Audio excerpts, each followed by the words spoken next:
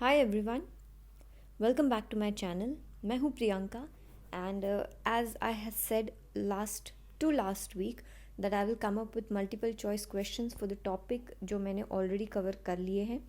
हमारा creative accounting, forensic accounting and environmental accounting को पढ़ के हो चुका है, समझ के हो चुका है। एंड मैंने कहा था कि एमसीक्यूज़ इनके एक साथ करने में ज़्यादा मज़ा आएगा एक एक टॉपिक के अंडर करने से भी, क्योंकि जब हम पढ़ लेते हैं और एकदम से सॉल्व करते हैं तो ऑब्वियसली हमें आंसर्स आते हैं, लेकिन जब दो तीन टॉपिक्स को मिला के करते हैं तब डिफ़िकल्टी लेवल समझ में आती है। So today we will solve almost more than 25 multiple choice questions. And also मैंने अभी कल सुना है कि SPPU यानी पुणे यूनिवर्सिटी की एग्ज़ाम्स ऑनलाइन कंडक्ट होने वाली है मार्च में। तो आप एक बार कंफर्मेशन ले लीजिए कि क्या ये न्यूज़ राइट है या नहीं है। एंड अगर है ऑनलाइन होने वाली है तो here we are with MCQs to help you guys to solve your MCQ exams very well. So let's just begin today, but before that let me tell you, अगर आपने इसके वीडियो लेक्चर्स नहीं देखे हैं तो मैंने नीचे डिस्क्रिप्शन बॉक्स में इसके लिंक दे रखे हैं। आप वो वीडियो ज़रूर देखना पहले और फिर आके यहाँ पे ये क्वेश्चन सॉल्व करना। So let's just begin with our today's session. Creative accounting is also known as, ये सब हमने पढ़ा है, इसमें कुछ भी मैंने ऐसा ऐड नहीं किया है जो हमने नहीं किया हुआ है। So again if you haven't watch those videos, first वो देख के आओ और फिर यहाँ पे आओ। Okay, so creative accounting is also known as, क्या हम क्रिएटिव अकाउंटिंग को फॉरेंसिक अकाउंटिंग बोलते हैं? क्या उसे कुकिंग अप ऑफ बुक्स बोल सकते हैं, फिड्यूशरी अकाउंटिंग बोल सकते हैं, या none of the above?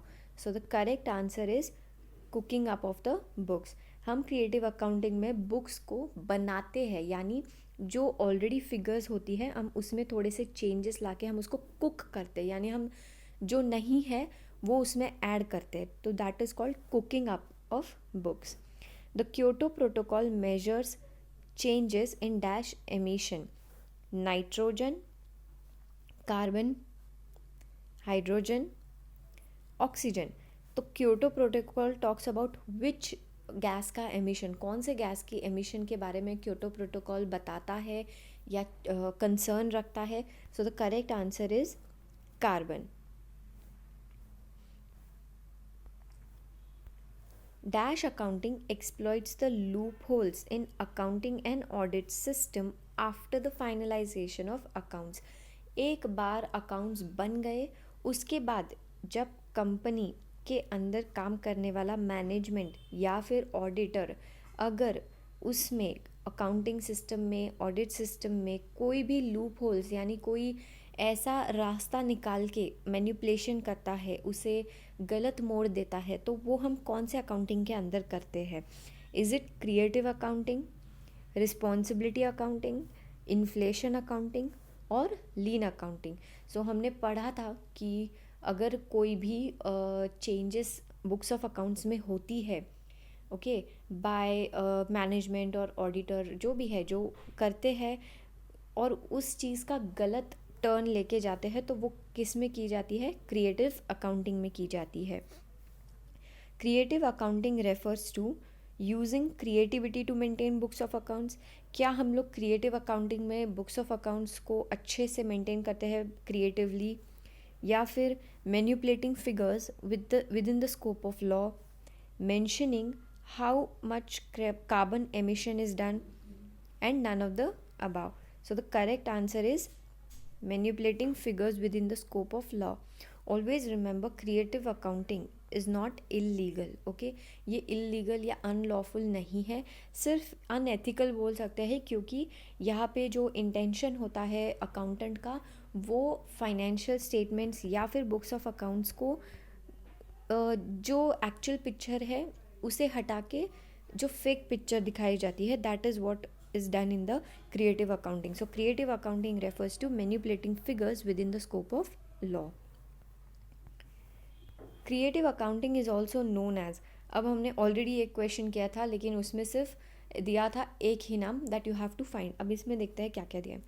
Innovative accounting, window dressing and aggressive accounting और all of the above. So yes, creative accounting, देखो जब भी क्वेश्चन में ऑल ऑफ द अबाउ दिया होगा, ज़रूरी नहीं है कि it is all of the above only. बहुत सारे केसेस में ऐसा होता है, लेकिन ऐसा ही पकड़ के मत चलो, you could and up giving wrong answer. So creative accounting को येस इनोवेटिव अकाउंटिंग बोला जाता है, यानी यहाँ पे अकाउंटेंट्स जो है वो अपनी इनोवेशन को यूज़ करते हैं, अपने इनोवेटिव आइडियाज़ को यूज़ करके वो लूप होल्स को ट्विस्ट कर देते हैं एंड अपने बेनिफिट के लिए यूज़ करते हैं। विंडो ड्रेसिंग जो भी आपने दिखाया है, अगर सपोज़ 50 लैक्स का प्रॉफिट है, लेकिन आपको दिखाना है कि आप बहुत ही अच्छा जा रहे हो, तो आप दिखा सकते हो कि 500 लैक्स का प्रॉफिट है, या फिर 100 लैक्स का प्रॉफिट है। ऐसे मतलब इसमें चेंजेस, विंडो ड्रेसिंग किया जाता है and aggressive accounting. So the answer is all of the above. Forensic accounting is a combination of environment checking and investigation. Okay. Environmental checking and investigation, investigation and auditing, auditing and accounting, and none of the above. तो forensic accounting में याद रखना कि investigation जो है वो important point होता है, लेकिन उसके साथ में क्या लिखा है, एनवायरमेंटल चेकिंग। तो क्या हम फॉरेंसिक में एनवायरमेंटल चेकिंग करते हैं? डेफिनेटली करते हैं, लेकिन यहाँ पे सबसे इम्पॉर्टेंट पॉइंट मिस नहीं होना चाहिए कि हमारा मेन मुद्दा होता है इन्वेस्टिगेशन, ऑडिटिंग एंड अकाउंटिंग। तो फिलहाल यहाँ पे अगर हम ठीक से देखें तो मुझे वो यहाँ पे ये वाला कुछ ज़्यादा सही लग रहा है, क्योंकि इसमें हम इन्वेस्टिगेशन, फॉरेंसिक यानी ही इन्वेस्टिगेशन होता है एंड ऑडिटिंग होती है, अकाउंटिंग भी होती है, अकाउंटिंग की भी जांच पड़ताल इन्वेस्टिगेशन होती है, बट यहाँ पे जो करेक्ट ऑप्शन नज़र आ रहा है वो है इन्वेस्टिगेशन ऑडिटिंग। एनवायरमेंटल चेकिंग का फॉरेंसिक में ये काम होता है कि फॉरेंसिक अकाउंटेंट देखता है कि कहीं कंपनी ने जो उसे बताया गया था, जो प्रोसीजर्स बताए थे, जो गाइडलाइंस दी थी एनवायरनमेंट प्रोटेक्शन के लिए, क्या उन्होंने वो किया है या नहीं है। But this is a secondary point, मतलब ये बाद में आता है, this is main, this is fundamental कि यहाँ पे इन्वेस्टिगेशन, ऑडिटिंग एंड अकाउंटिंग किया जाता है।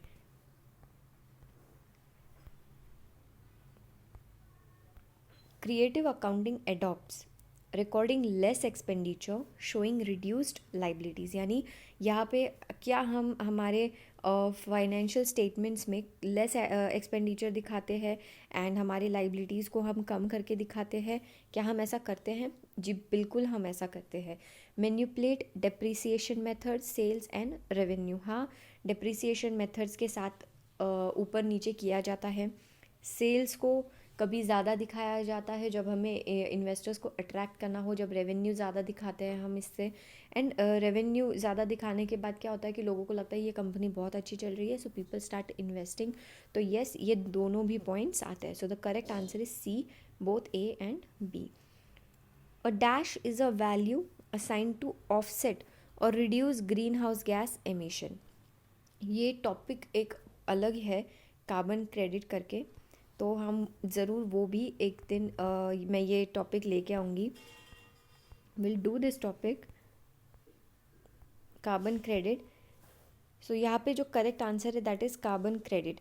यहाँ पे जो वैल्यू असाइन की जाती है, यानी ये जो कार्बन क्रेडिट होते हैं ना, ये एक्चुअली सर्टिफिकेट्स होते हैं।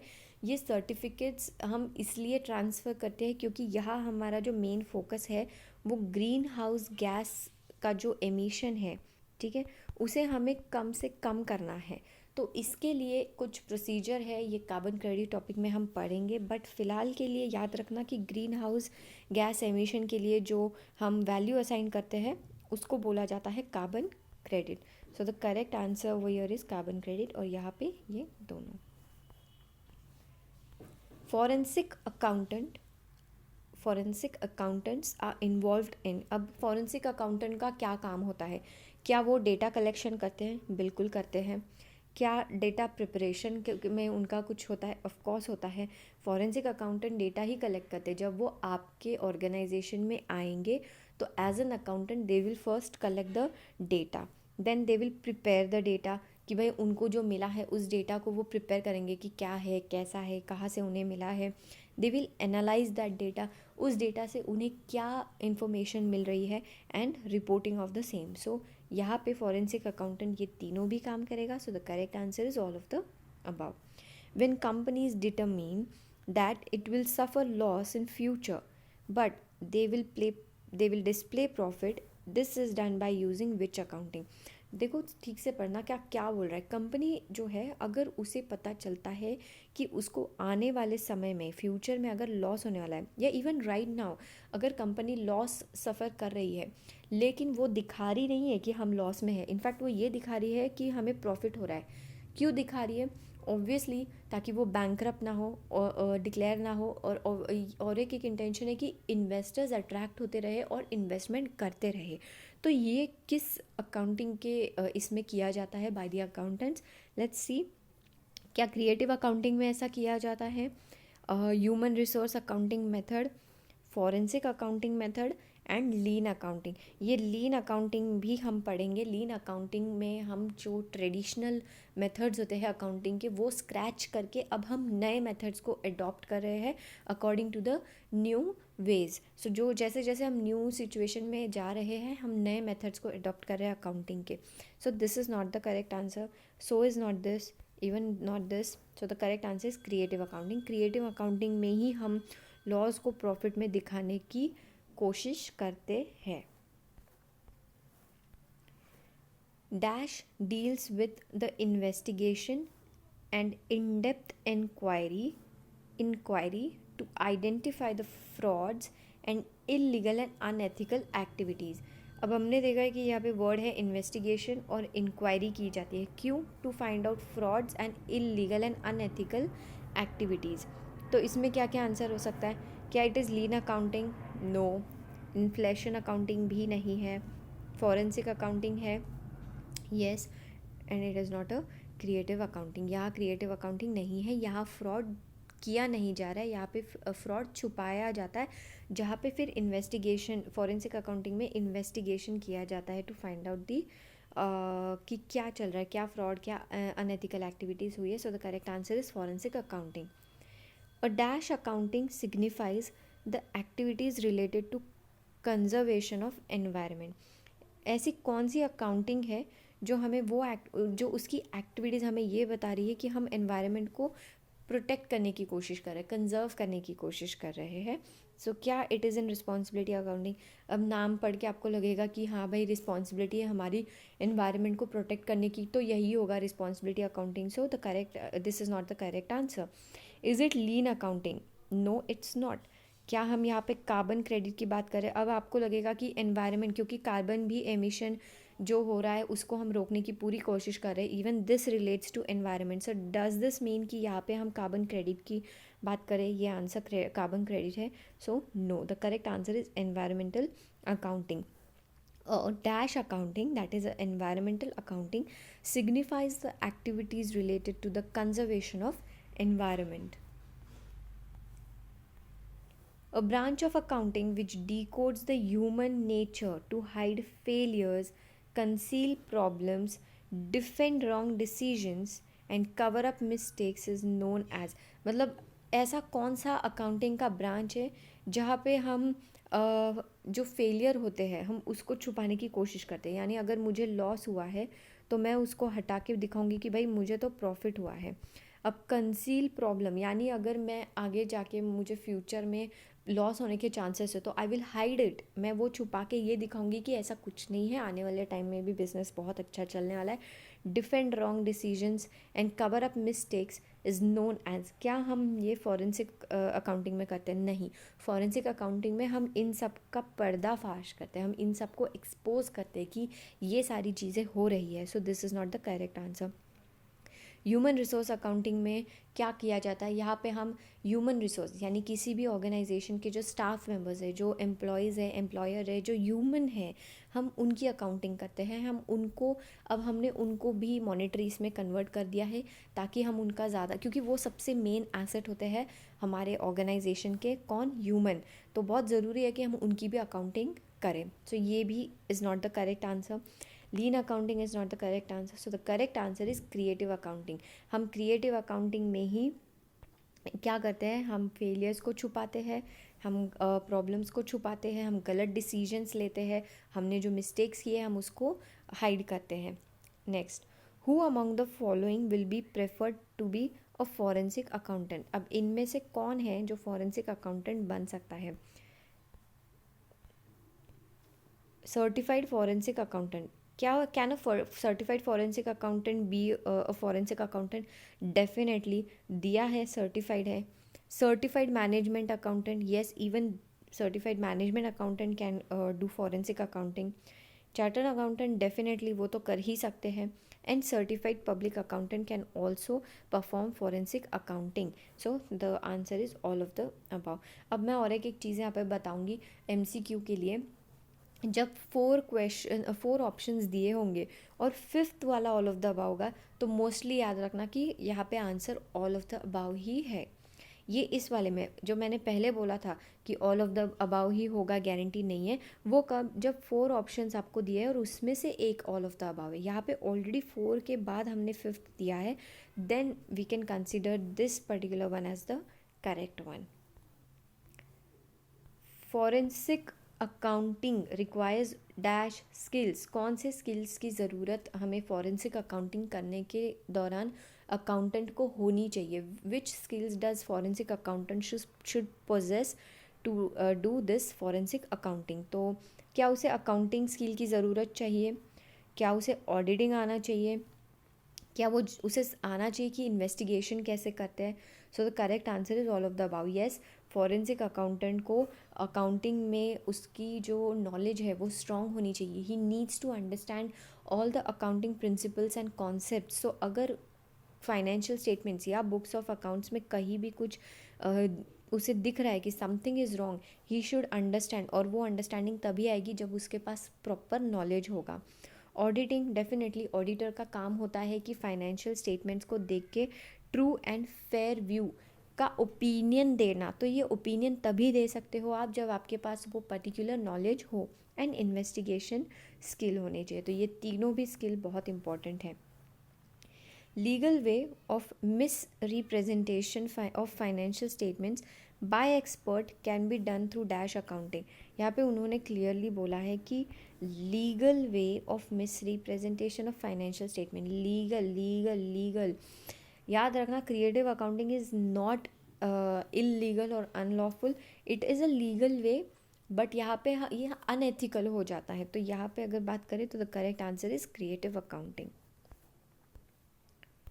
Forensic accounting is very much useful to dash industry. अब फॉरेंसिक अकाउंटिंग कौन से इंडस्ट्री में ज़्यादा यूज़ करनी चाहिए या कौन से इंडस्ट्री को ये ज़्यादा यूज़फुल होती है? Banking and finance, chemical, insurance and communication. So the correct answer is the correct answer is insurance. आपने मूवीज़ में वगैरह देखा होगा कि लोग जो है वो एक दूसरे का मर्डर वगैरह कर देते हैं या तो इंश्योरेंस के पैसे कमाने के लिए। ऐसे मतलब आपने कभी सीन देखा होगा तो बहुत टाइम से, तो you would have never understood why ऐसा क्यों करते, क्योंकि इंश्योरेंस का जो पैसा होता है वो बहुत ज़्यादा होता है। तो ऐसे टाइम पे बहुत ज़्यादा फ्रॉड होने के चांसेस भी होते हैं and we require forensic accounting in that particular industry so much that ये बाकी के फील्ड में इतना मायने नहीं रखता जितना हमें इंश्योरेंस इंडस्ट्री के लिए फॉरेंसिक अकाउंटिंग चाहिए।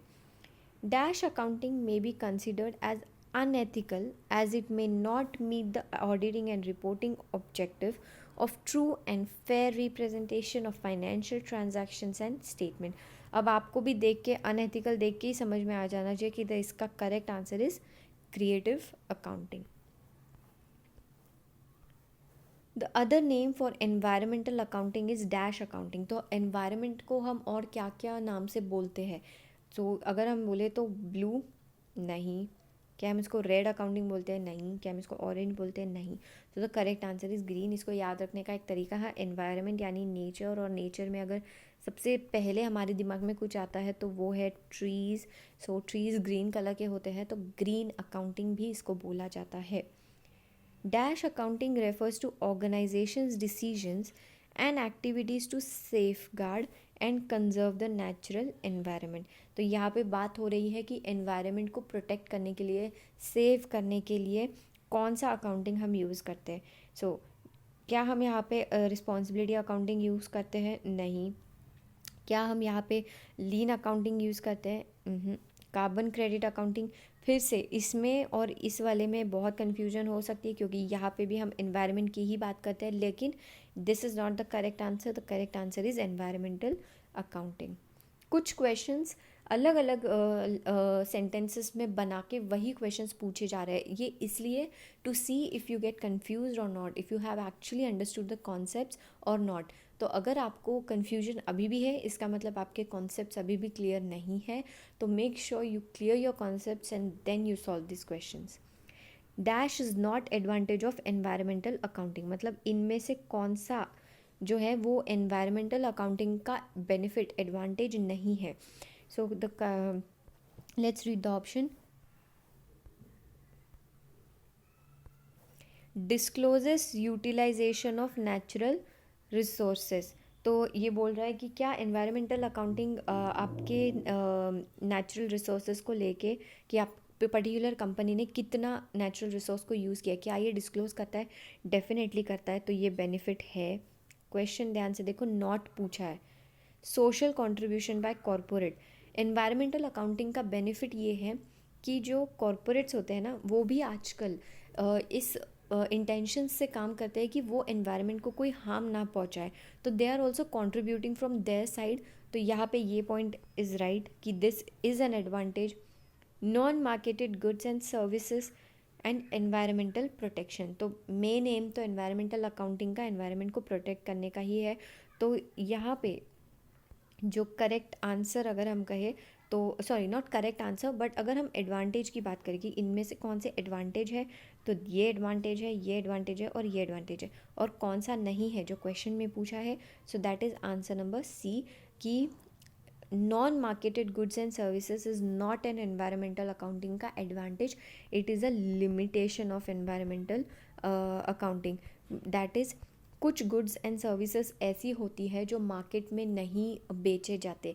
ये गुड्स हमें फॉरेस्ट में वगैरह मिलेंगे, ये अलग और यूनिक होते हैं. इनकी कोई भी मतलब इनको ये एक्चुअली कॉस्टली हो सकते हैं, लेकिन फिर भी इन्हें हम मार्केट में नहीं बेचते. अगर आपने एडवांटेजेस एंड लिमिटेशंस पढ़े होंगे, so you will understand this one. Next, financial crime in corporate are committed due to. क्यों कॉरपोरेट में फाइनेंशियल क्राइम्स इतने बढ़ गए हैं, क्यों हमें फॉरेंसिक अकाउंटिंग की ज़रूरत पड़ रही है? So let's understand.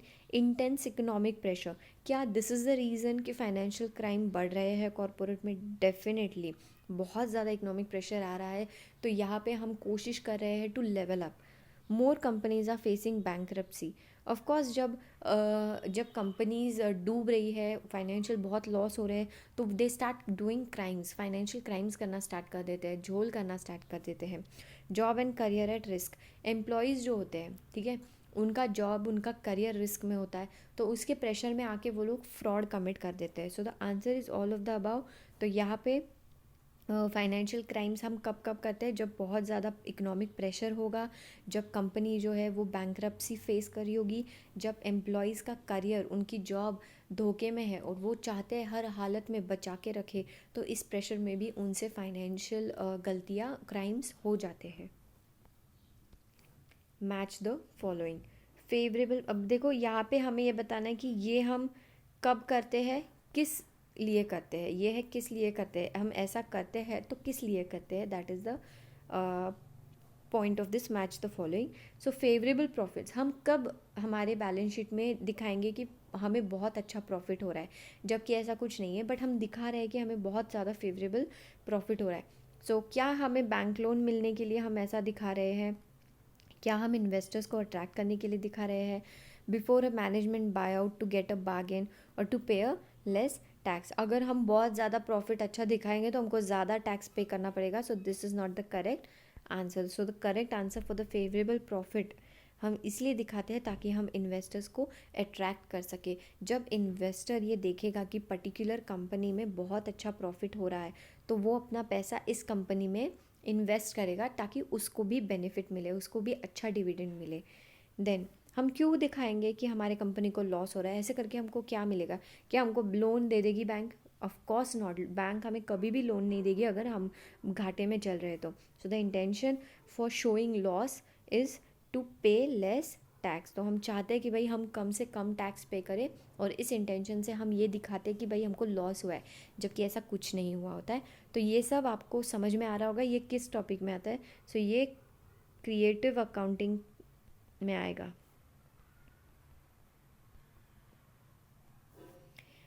Healthy balance sheet, अब मैं अपने बैलेंस शीट को हेल्दी दिखा रही हूँ, यानी मैं दिखा रही हूँ कि I have more of assets and I have less of liabilities. तो मैं ये ऐसा कब दिखाऊंगी, जब मुझे बैंक से लोन चाहिए होगा। अगर मैं दिखा रही हूँ कि मेरे ऑलरेडी बहुत सारे लाइबिलिटीज़ है, मुझ पे ऑलरेडी बहुत ज़्यादा कर्ज है, बहुत ज़्यादा मुझे लोगों के पैसे देने हैं, क्रेडिटर्स हैं मेरे, तो मुझे कोई भी बैंक लोन नहीं देगा। बैंक मुझे लोन तभी देगा जब मेरी बैलेंस शीट उसको हेल्दी दिखेगी, यानी मेरे पास ज़्यादा एसेट्स नज़र आएंगे।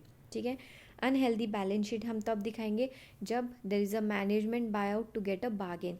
मैनेजमेंट बाय आउट का मतलब है कंपनी का एक ह्यूज पोर्शन मैनेजमेंट जो है वो अब शेयर होल्डर से ले लेना चाहती है, एंड ये इस इंटेंशन से करती है सो दैट वो ये अनहेल्दी दिखा के वो ये दिखाती है कि देखो कोई इच्छा चल नहीं रही है, तो लेट्स बार्गेन, और कम से कम रेट में वो इसे खरीदना अक्वायर करना चाहती है।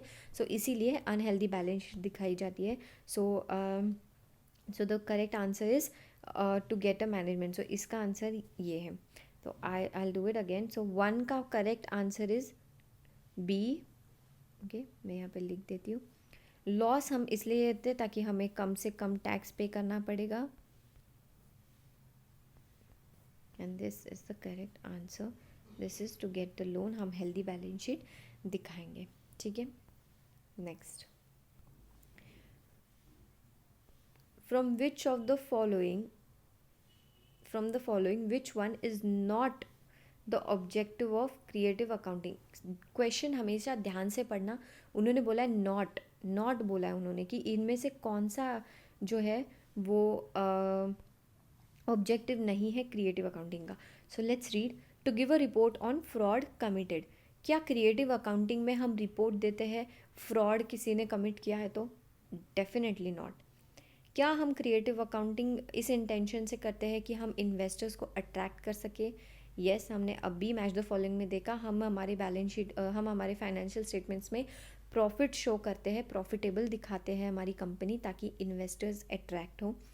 Boost assets to avoid take over. क्या क्रिएटिव अकाउंटिंग में हम एसेट्स को एक्स्ट्रा उसको अच्छा अप्रिसिएशन करके दिखाते हैं ताकि हम जो टेक ओवर है, मतलब अगर मेरी एसेट्स बहुत लो चल रहे हैं, मेरी कंपनी बहुत लो चल रही है, तो डेफिनेटली कोई और अच्छी कंपनी उसे टेक ओवर करने की कोशिश करेगा।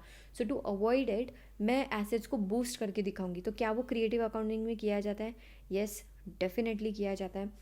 Survive from bankruptcy. क्या क्रिएटिव अकाउंटिंग का इंटेंशन होता है अपने आप को बैंकरप्ट होने से बचाने के लिए? तो येस, इसके लिए हम क्या दिखाते हैं कि हाँ हमारी कंपनी बहुत अच्छी चल रही है, हमारी सेल्स अच्छी चल रही है, तो हमारा रेवेन्यू भी अच्छा है, हमको कुछ डूब वगैरह नहीं रही है। तो हाँ, क्रिएटिव अकाउंटिंग में ये क्रिएटिविटी की जाती है। To protect environment. क्या क्रिएटिव अकाउंटिंग का कोई भी संबंध है एनवायरनमेंट को प्रोटेक्ट करने में? So the answer is no. So this one is not the objective. So the correct answer is A and E. So fourth one, A and E is the correct answer कि ये दोनों objective नहीं है। ना ही creative accounting fraud को report करता है और ना ही वो एनवायरनमेंट को प्रोटेक्ट करने के लिए बोलता है। Which activity is included in forensic accounting from the following. अब इसमें से कौन सी एक्टिविटीज़ फॉरेंसिक अकाउंटिंग में आती है? इन्वेस्टिगेशन, ये तो सबसे मेन है। Hiding a particular bad year for the company. क्या फॉरेंसिक अकाउंटेंट हाइडिंग करता है किसी चीज़ की? हाइड करता नहीं। तो यहाँ पे ये बहुत इंपॉर्टेंट वर्ड है, हाइडिंग तो नहीं, उल्टा एक्सपोज करता है forensic accountant. So this is not included in forensic accounting. Analysing financial evidences, definitely यहाँ पे एविडेंसेस को एनालाइज किया जाता है, समझा जाता है कि ये क्या दिखा रहे हैं। To make balance sheet look healthy, क्या ये काम करता है फॉरेंसिक अकाउंटेंट? बिल्कुल भी नहीं। उल्टा अगर किसी ने ऐसा किया है तो वो उसे एक्सपोज करता है कि देखो बैलेंस शीट हेल्दी नहीं है लेकिन फिर भी दिखाई गई है। Presenting evidences found with facts and figures, definitely facts and figures के साथ एविडेंसेस को प्रेजेंट करना इज़ द काम ऑफ फॉरेंसिक अकाउंटेंट। तो फॉरेंसिक अकाउंटिंग में हम ये सब करते हैं। तो the correct answer is A, C and E, ACE कहाँ पे है, थर्ड वाला. So the third is the correct answer. Am I right? या ACE. नाउ ये कुछ ईयर्स है जो आपको क्रैम करने पड़ेंगे. ऑफ कोर्स इसमें कुछ लर्निंग जैसा नहीं है, याद रखना बस. सबसे मेन होता है एनवायरमेंटल प्रोटेक्शन एक्ट, जो हम बार बार पढ़ते भी है तो वो ये हो जाता है. So the correct answer is 1986. याद रखना, एनवायरमेंटल प्रोटेक्शन एक्ट 86 है. क्वेश्चन में दूसरे देखकर कन्फ्यूजन हो जाएगा, तो मेक श्योर कि आप लोग थोड़ा सा लर्न ही कर लो. द फैक्ट्रीज एक्ट, अब फैक्ट्रीज एक्ट जो है उसका correct answer is 1948. Water prevention and control of pollution act, the correct answer is 1974. सो ये कुछ मेन ईयर्स थे, इसलिए मैंने इसमें इंक्लूड कराए हैं. बहुत सारे और भी ईयर्स हैं जो हमने कवर किए थे एनवायरमेंटल अकाउंटिंग टॉपिक में. सो मेक श्योर कि आप लोग एवरी टॉपिक ठीक से पढ़ के इन्हें सॉल्व करना. मैंने आज सिर्फ आपको मल्टीपल चॉइस क्वेश्चन देके उसके आंसर्स नहीं बताए हैं. I have tried to explain you guys, and I hope अभी आपके concepts related to environmental accounting, creative accounting and forensic accounting बहुत अच्छे से कंप्लीट हो गए हैं, आपको बहुत अच्छे से अंडरस्टैंड हो गए हैं. अगर नहीं हुए हैं तो 2-3 बार देख लेना वीडियोज़ को. And if you have like this lecture, make sure you like this, you share this with your friends, so उनको भी बेनिफिट हो. एग्ज़ाम्स आ रही है मार्च में, ऑनलाइन है, प्रॉक्टर्ड से है.